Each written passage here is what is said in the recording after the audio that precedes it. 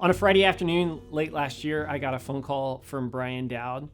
Afghanistan had fallen, the Taliban took over Kabul, and as a result of that, tens of thousands of Afghan refugees were coming to the US. Sacramento was going to become the largest population of Afghans. And so Brian called and asked, could we start a coalition that was focused on caring for Afghans? And my answer was no. We were already starting Healing Grove Health Center in Sacramento to care for Afghans. I had too much on my plate. I hope somebody does it, but I can't be a part of it.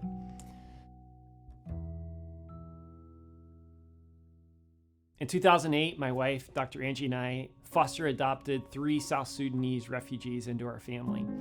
Their village was attacked in year 2000. They never saw their family again. They fled to a refugee camp in northern Uganda where they lived for 5 years, and then eventually they immigrated to the US. When they got here, they got placed into foster care, and in their first 6 months, they went through 8 different placements, including being homeless in a hotel, until they finally landed with us.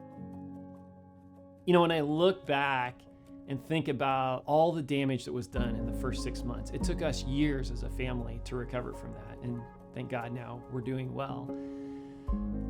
But on that Saturday morning, when I woke up and looked in my son's eyes, and I thought about his first 6 months in the US, and I thought about tens of thousands of Afghans coming to the Bay Area and Sacramento, and I thought about their first 6 months, God did something to me and I couldn't say no.